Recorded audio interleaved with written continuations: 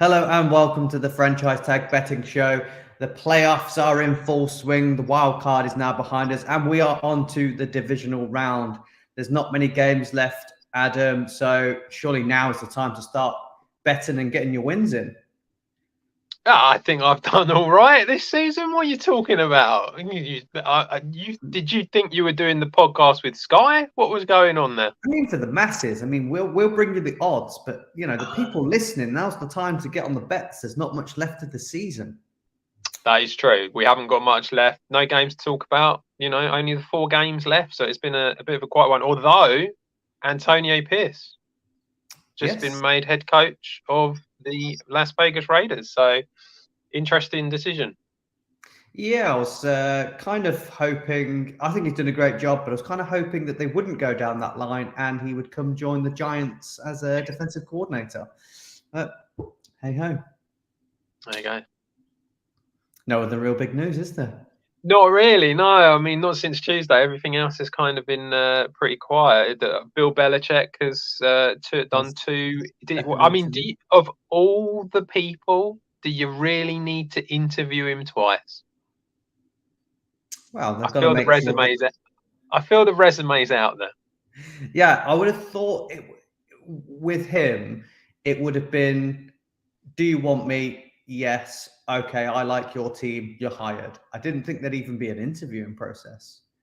Well, I can understand why you might want to talk to the guy, but I'm a little confused as to why you would have a second interview with him. But it's the Falcons, so they're doing their due diligence. Is the second interview, look, Bill, we need to sit you down and find out. Are you bringing Josh McDaniels with you, or what?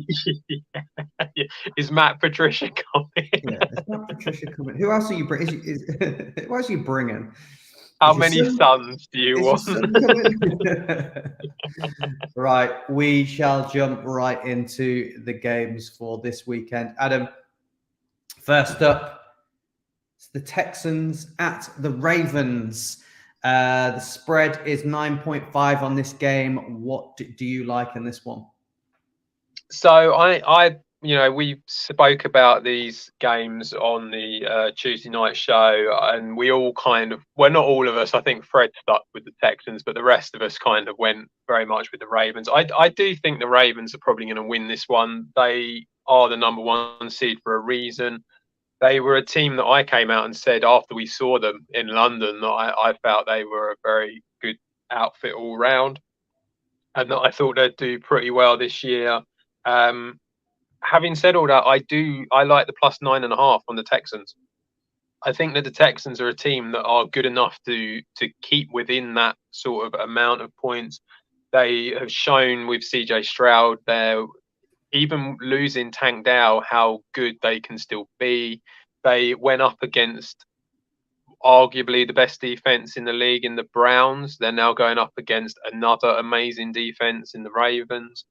So it feels like it could be a similar outcome in that respect. The only difference with this is obviously I believe the Ravens are a better all-round team than what the Browns are, and that also the Texans are away. So I think they're the 2 main differences to this game. But personally, I think the Texans are a good team. They're going to score points. They're going to put points on the Ravens. I think that is definitely something that I kind of feel like isn't being taken into account quite as much as what it should be. I think they will score points against them. But I think 9.5 is a lot of points to win by in a game when you're down to this point. So for that reason, I'm going to go for the Texans plus 9.5.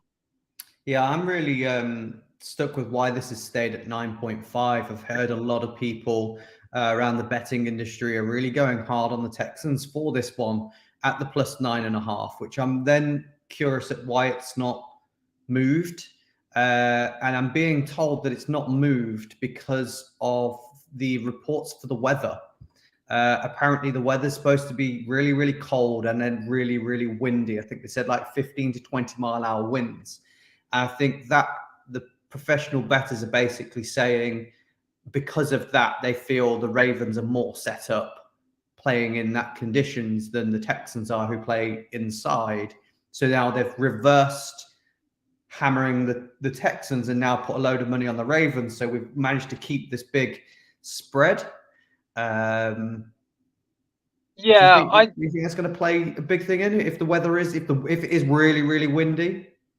So I would argue that if it's really windy, that's going to affect both teams' ability to throw the ball. Because with a lot of it, a lot of the time, it's not the rain, is it? The rain isn't so much a problem. It's high winds, and if you get high winds, that sort of mile an hour kind of wind, then that will cause a problem when it comes to scoring points. But I don't. I mean, I suppose I wonder if their argument is that the Texans' run game isn't as good as the Ravens' run game, and so therefore the Ravens will win easily. But even still, I can't help but feel like, CJ Stroud, that the way that he's managed to play this season is that he's had to throw the ball, and I feel like that they're gonna be in a position where they're gonna have to throw the ball whether it's windy or not, and so. I suppose you could argue we'll see how he copes in these sort of conditions, which I'm not sure whether he's really faced this sort of thing before or not. But I would, I mean, Ohio State, I'm sure there must have been games that he played for them when there was sort of like windy conditions. I feel like it might be a slight overreaction I feel like normally, unless it's like there's been masses of snow, I kind of feel like there are quite big overreactions to the weather. I mean, I felt like the Dolphins against the Chiefs, that was an obvious kind of reaction to have to that, but you don't get many of them. And so I'm not too worried for the Texans in that respect. No, I'm not too much either. I'm sticking with you. I like the 9.5 for the Texans as well. I got some other stats for you, Adam, just to put out there as it is a betting show. So there's some nice little betting stats in here. Lamar Jackson, after 12 days of rest, is 1-6 against the spread. In the last 3 seasons, Lamar Jackson, when the spread has been 3.5 or higher, he is 6-16. And if it's higher than 7.5, he is 1-8. All signs are pointing in the right direction for this Texans bet, surely. So basically, what you're saying is the Texans are going to win. Not win. That's about covering the spread, really. So I think Ravens win, but Texans cover the spread is what I think. Yes. I mean, I feel it's an awful lot. 9.5 is an awful lot to cover, and I just think that is going to be tough for a Ravens team who, I mean, sometimes we see, don't we, with these teams that get the week off. And not only did they have the week off, they rested all their starters in week 18 as well. You do see that it might take a little bit of time for them to get going. Not a large amount of time, but they might not be quite as, ready to go from the first minute as the opposition. And that might mean that the sort of like the points difference between the two might not be so great compared to what people think. So yeah, plus 9.5 feels about right, and I suppose really it's a bit of a I've kind of given away the next one a little bit as well. So well, we'll move on to the next one. It is your Green Bay Packers at the San Francisco 49ers. Adam, since 2011, 18 underdogs have won in the wild card round. 17 of those 18 have then lost in the next round. Do you think the Packers can defy the odds? Where are you finding these stats from? Yeah, the Packers, I think, do have a chance in this. I really do. They're in a position where there's literally no pressure on them. They're not expected to do anything in this game. The spread is plus 9.5 again. For all the same reasons I said with the Texans, I think the Packers plus 9.5 is the way forward in this particular bet. I know that the 49ers are a very, very good team. They are a very good team. But again, they rested a lot of their guys in week 18. They've had last week off as well, as I said about the Ravens. I think you might, and you saw how the Packers did when they started getting on top. And I think that's a big thing for them. If they can start off aggressively and do well in that respect, then I think they'll do okay. Logic to me suggests that the 49ers will win it. That's kind of like just purely because they are, I think, a better all-round team still than what the Packers are. I think the Packers defense, although has improved, is not on the same level as the 49ers. And I think because of that, that's probably where you will see it sort of go away from the Packers a little bit. But again, as I said before, 9.5 is a hell of a lot of points to give away. And so because of that, I'll be going for the plus 9.5.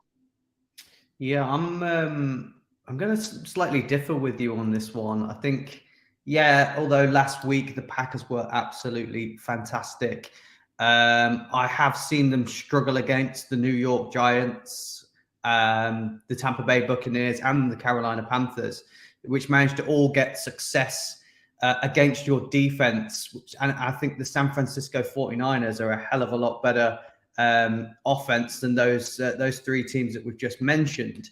Also, when we're looking at what they've done over the season, the 49ers, 9 of their wins have been of 16 or more points, which leads the NFL this year, and 11 of those wins have also been of 10 or more points. So when I'm looking at it in that way, I think they can defy the 9.5. I think I'm not writing out that the Packers aren't going to score because of what we saw from Jordan Love. I just think your defense might fall away against Shanahan because I think he's a better tactical player for scoring than Mike McCarthy is.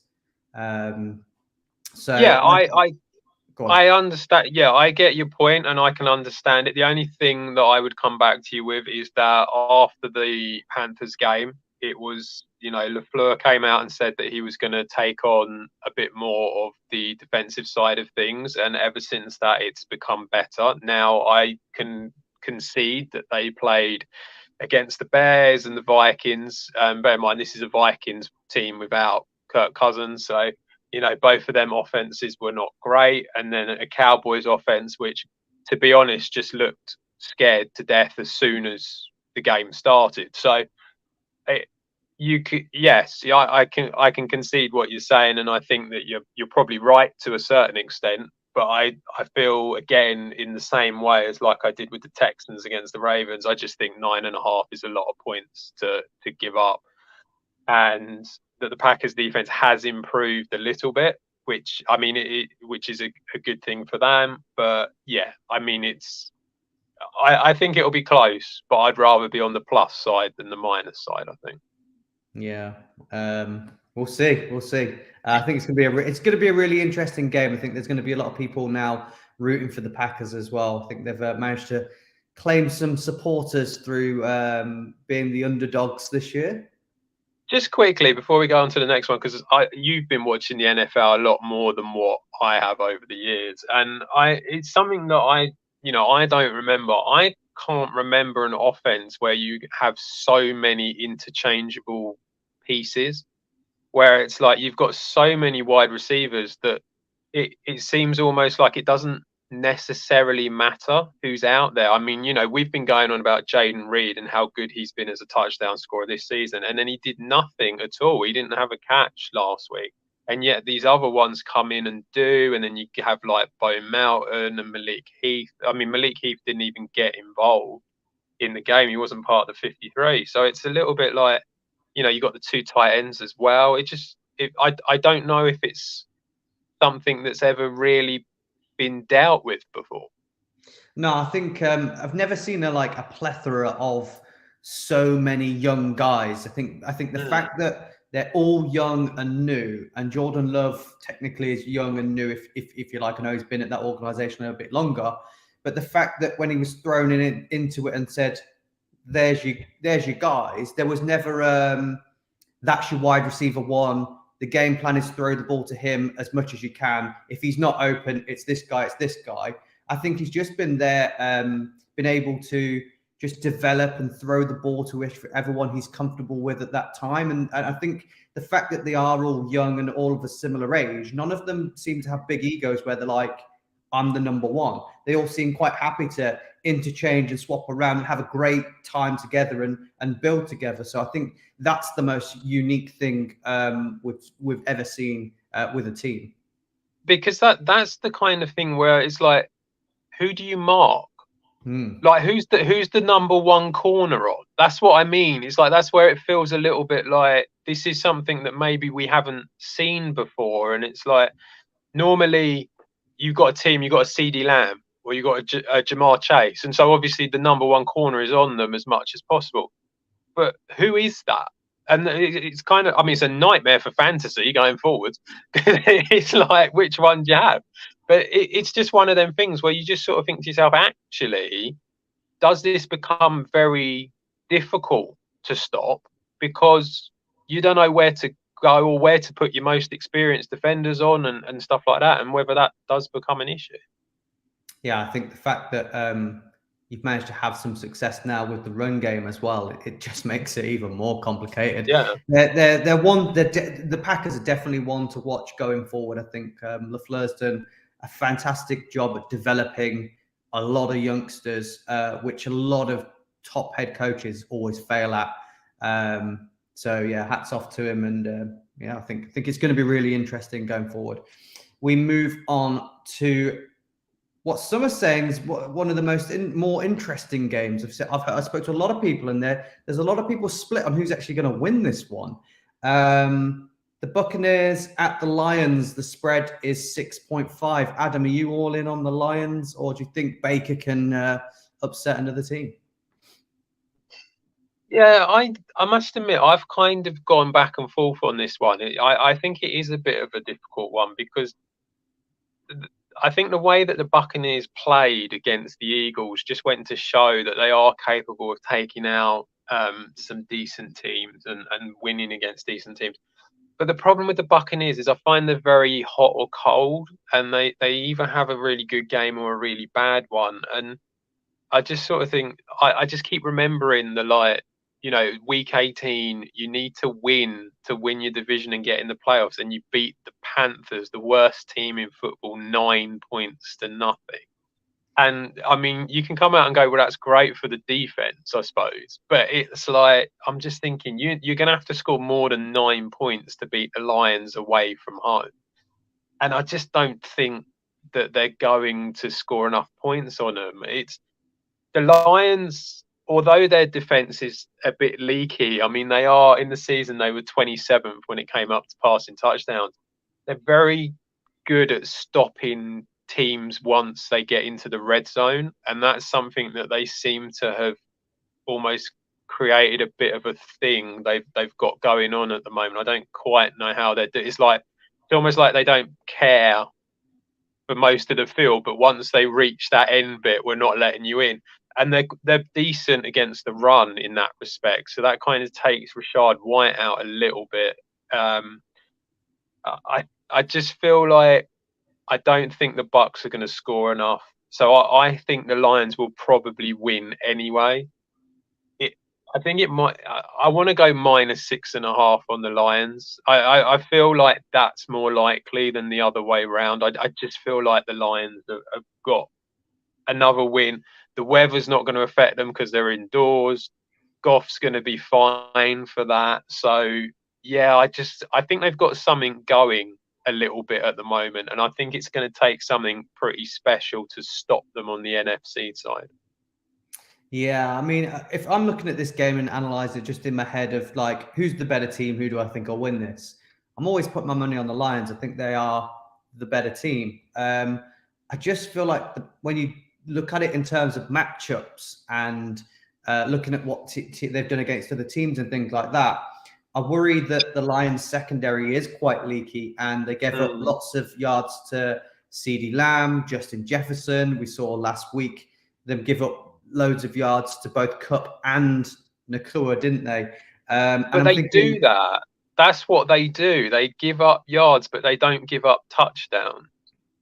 That's what's weird. Evans and Godwin are not a far step down from some of the names that I've just said, and that does worry me. I also worry that obviously I think the Buccaneers are going to be really predictable on defense, and it's going to be a lot of pass rush and blitz. which isn't great for Goff because I feel like he might struggle a bit more against that. But I like the two running backs. I think Gibbs and Monty. You never know which one's going to be on that drive, and he can.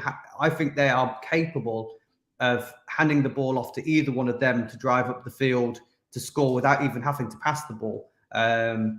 So I do think I'm going to stick with the Lions in this one. I think I'm overthinking when I'm looking deeper into it. But yeah, it's the Lions for me. I think they can cover that 6.5.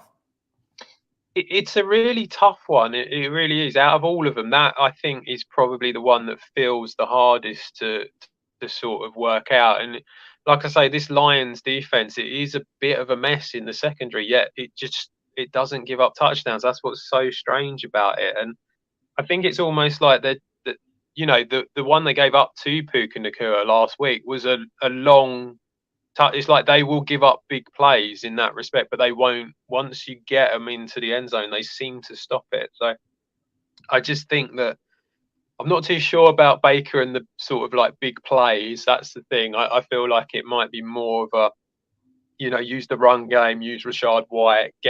I think Cade Otton could have a decent game in this, and so I just don't see it as one where I think they will put on enough points in order to stop the line. Yeah, it's been a lot for the Lions, a lot like that for a while. They just outscore the other team by it doesn't matter what they do. We move on to the last game, the big one, what people are now calling the Manning Brady 2.0 in Mahomes and Josh Allen. Chiefs at the Bills this time. The spread is 2.5. It's the closest one of all the games. Adam, what are your thoughts on this one? Yeah, I have to say, even as a Pakistan fan, if you want, like, this is the game, this one, I think. You've got yourself two really, great quarterbacks going up against each other here. I'm going to go -2.5 on the Bills. I think they turn it round. I feel like they're on a roll. They seem to, something's changed at the Bills, and I think it's probably the OC is probably what's made the difference, to be honest. They seem much more willing to run the ball than what they were before. Whenever they ran the ball, it always used to be Josh Allen. Now that James Cook is there, I think that they've got themselves a bit of a double act there that can run the ball. And even if you don't want to run the ball, you've got some very good weapons. You've got Stephon Diggs, obviously, is still there. Gabe Davis not really involved so much. I think Khalil Shakir could have a decent game in this one. But the ones that made the difference against the Steelers were the two tight ends in Dalton Kincaid and Dawson Knox. I can see both of them doing a similar job here against the Chiefs. I think the Chiefs are going to try and stop Stephon Diggs because he's the one that you go for first. So it kind of opens up the tight ends a little bit. But yeah, I think the Bills are on a roll. I think they were kind of in that position where they were nearly out, and I think that kind of shocked them a little bit and made them make that decision to change OC, and that's what's brought on this momentum, which has done really well. The Chiefs just offensively not as strong as what they have been before. Their defense is very good. They're going to be difficult to get past because of their defense, but the offense just isn't really. It's not really humming in the same way that it has been before. And I think that might be just enough of a reason why the Bills will win and get the -2.5. Yeah, we talked about that hot streak that the Bills are on just there. It's a 6-game winning streak that actually started with a win against the Kansas City Chiefs. So, this is points in the right direction. You also mentioned the change at OC. Since they got rid of Dorsey, they have been 7-1. And they are also 6-1 against playoff teams this year. So they've proven that they can beat the good teams as well. And the Chiefs, for me, this is the weakest Chiefs team we've seen in a long time. Their points per game is the lowest it's been in the last sort of 5 years.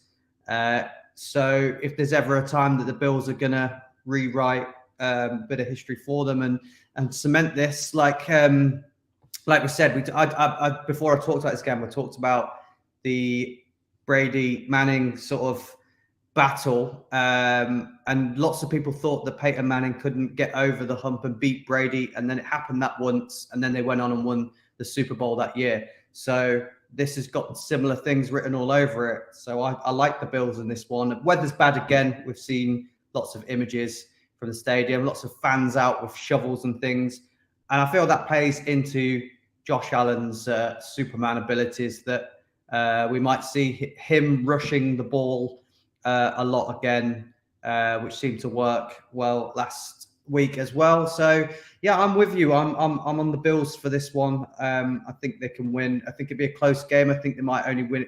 I'm looking at like 20-24 for this game. I don't think it's going to be massively high scoring. But yeah, we've only differed on one, on the Packers versus the 49ers game. Oh. You just and that one is purely because of the amount. I mean, it's just so high. That's the difference. But yeah, I mean, I think we all, we've kind of agreed on who's going to win them all, and it's just the sheer amount. So it's it does kind of, it feels like they're all going to be very good games. Interesting. Should we take a look at some touchdown scorers? Sure, and then right. Do you want to go through all the games, or have you picked out some specific ones that you really like? Well, because we've only got the 4 games, I've sort of gone through all 4, but obviously I'll try and save the trebles and stuff, but they're going to get mentioned. So, I think for the Texans and Ravens game, really the one that I like the most is Isaiah Likely at 21-10. I think we've been told, haven't we, that Mark Andrews isn't going to be playing in this game. He's they thought that he might be coming off of IR, but not quite yet. So he did practice a bit, but he's not ready to play. So I like Isaiah Likely at 21-10. I think that's a decent price for it, because he's been well, targeted as well by Lamar Jackson all the time that Mark Andrews is out. So I do like him. Also like Gus Edwards at 11-10. The run game, the weather, as you've said, I think Gus Edwards at 11-10 is a good price for him, but it is a bit short. The only one really on the Texans side that I like the look of was Nico Collins, just purely because he's the most targeted guy at 8-5. I did write down Dalton Schultz, but I'm not mega excited for it. I think that he's going to be more of a target, more about possession and stuff like that. So if you want to go for a bit of an outsider at 100-30, I think there's Schultz you could go for, but I'm not too fussed with him. Moving on to the Packers 49ers game. So this one was a bit of a difficult one, because obviously, as we both said, we kind of feel like 49ers are going to win, and they'll probably put up quite a few points. I didn't really like any of them at the price. CMC is obviously ridiculously short. Debo, I believe, was odds on, so I wasn't too fussed with that. Kittle and Ayuk, I mean, you're looking at like 6-5, 7-5. So maybe Ayuk at 7-5, but I mean, I'm not overly fussed. I feel it's a bit short. So I kind of felt like where you want your bets to be is kind of on the Packers. And as we've spoken about, it is difficult as to know where it's going to go. Mm-hmm. So you kind of almost have to hope that it goes to a lot of them, to be honest, in order for it to work. I think Jaden Reed, I think he'll be used more. I think given the fact that he wasn't used at all, I think you'll see that he will get used more. So I liked him at the price, 21-10. I thought was a good price for him. My guy, Dontavian Wicks, again, criminally overpriced again at 11-4. I don't know what they're not seeing. Like he just gets open for fun, and it's ridiculous. So 11-4, I think he's got a very good chance. And then out of the 2 tight ends, I like Luke Musgrave at 9-2. Now the reason I prefer him over Tucker Kraft is I just think that Musgrave is a bit more athletic, bit more likely to have the big plays like he did against Dallas. I think he's more likely to get in the end zone. I feel like with Tucker Craft, although he's done very well, and he did very well when Musgrave was out injured, as soon as Musgrave came back, he's the one who's out there. So it kind of feels like there is a little bit of a hierarchy here. So I think that he's the one at 9-2 that I like the look of. So yeah, they're the ones on the Packers side that I like. I kind of gone against Romeo Dobbs, I suppose, but I think this is the problem. Sometimes you're going to get days where you're going to have one of them hit 3 touchdowns, and sometimes you're not going to get a single catch.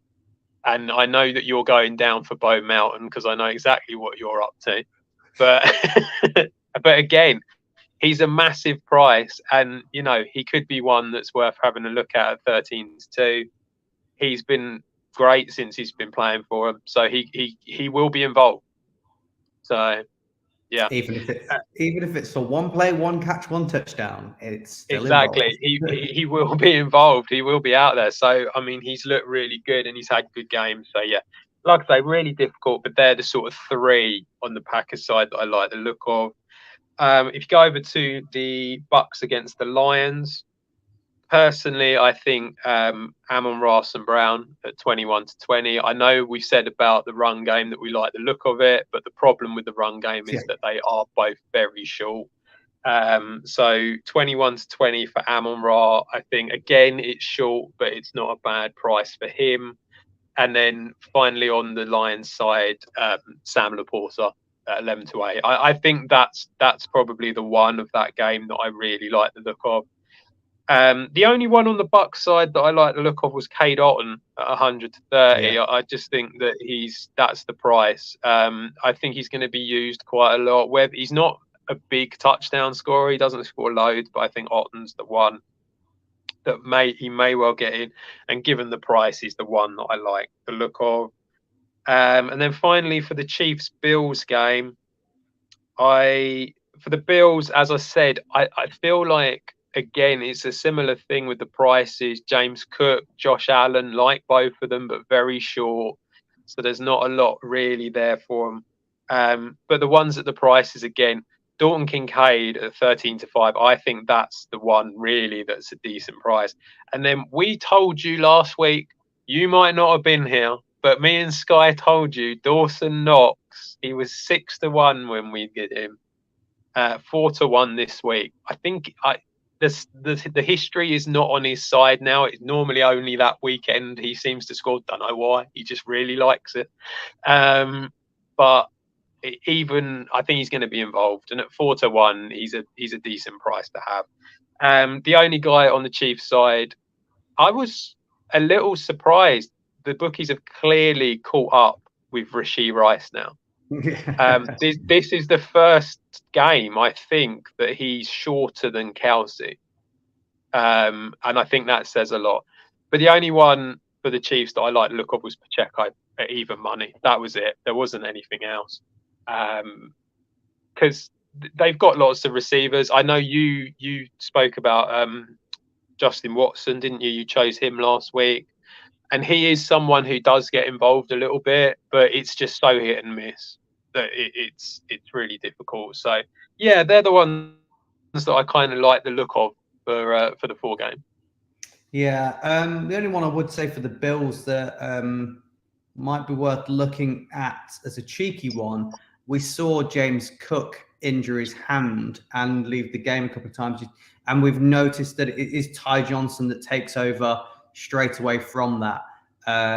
So if you do think that James Cook isn't going to be out there all the time straight away because of this injury, we saw his hand heavily taped up, then maybe Ty Johnson might be worth.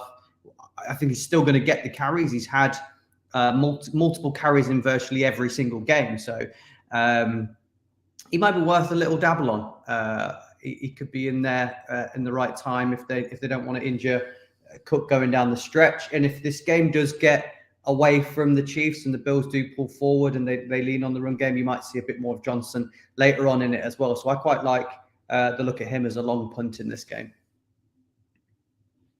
Yeah. I mean, he did get involved a lot, didn't he, against the Steelers? A little bit surprised actually, because Yeah, I know Cook kind of went out for a little bit. I was a bit surprised that he got involved as much as he did because, Latavius Murray's been pretty good for them. But yeah, he did seem to be the one that they went for. Should we move on to some trebles then? Yeah. What do you want? Do you want Skies first? Should we go for Skies? I mean, we'll start off with a big one, eh? Skies one is interesting. So Khalil Shakir for the Bills at 3-1.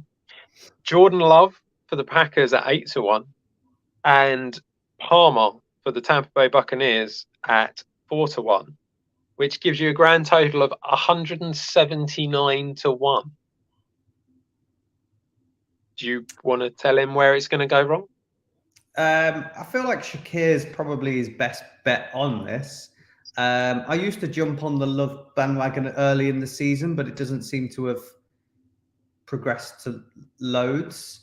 And Trey Palmer had the Bo Melton stat of one catch, one touchdown, didn't it? So I feel like we've mentioned we feel like the ball's going Evans, Otten, Godwin, isn't it? So I can't. Maybe Trey Palmer is a bit of a stretch, but yeah, to get those Love and Palmer both this week, I think would be a tough stretch. I think Shakir has a chance out the slot in that game, though.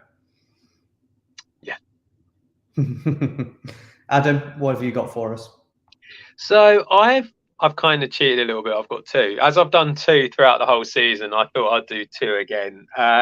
So neither of them are particularly safe, I have to say. My first one, Nico Collins at 8-5, as number 1 target for CJ Stroud.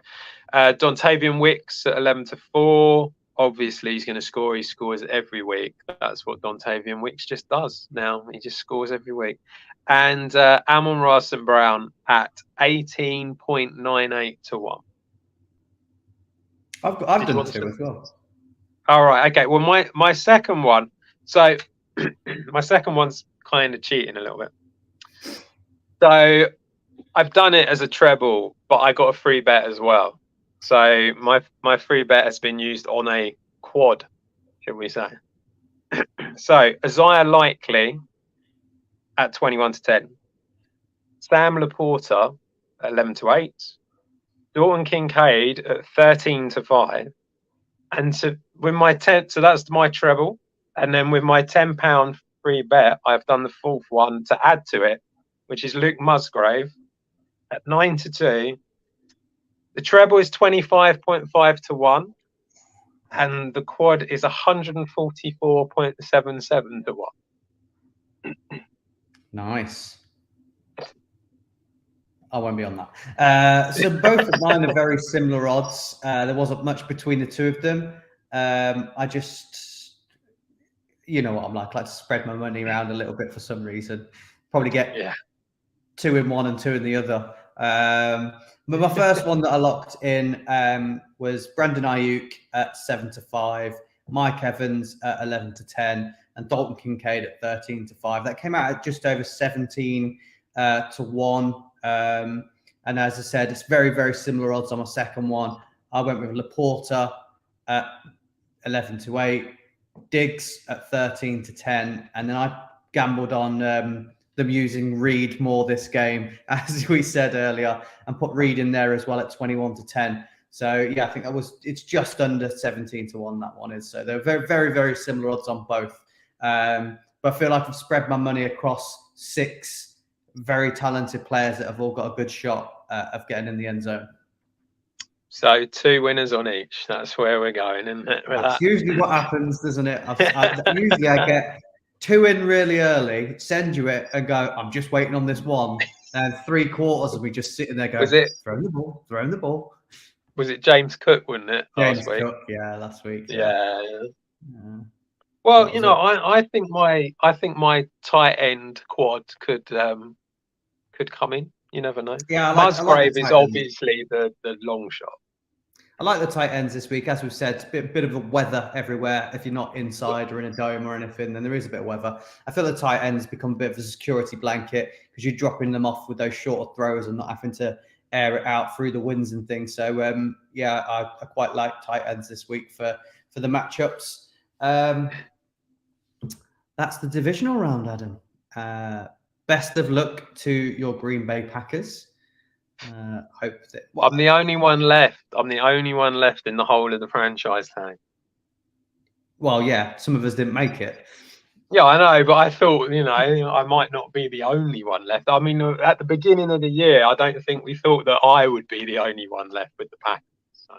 Yeah, I mean, we had our editor and producer thinking that he might be in the Super Bowl and go and watch it in Vegas, and then Eagles broke his heart. So you're flying the flag for the franchise tag for one of the teams, Adam. So best of luck to them. Best of luck to everybody else's team as well if you are still in the playoffs. And we will be back for the championship games with the odds for that. And if you haven't already, go follow us on all social media platforms on YouTube, Instagram, TikTok, Twitter, or X, whatever you want to call it. We've got some really good stuff out at the minute. We've got the draft prospects that myself and Ad have been going through. I believe the quarterbacks and running backs are out at the moment. We haven't dropped the wide receivers yet, have we? No, quarterbacks and running backs are out there for you. No wide receivers, but that will be out soon. We've got an interview with Jeff Ryanbold on there that just came out earlier today. We've got loads of stuff. It never ends. and we'll be back, I'm guessing, on Tuesday to we will dissect it all and give you our thoughts on what happened over the games. But till then, keep it with the franchise tag and see you again.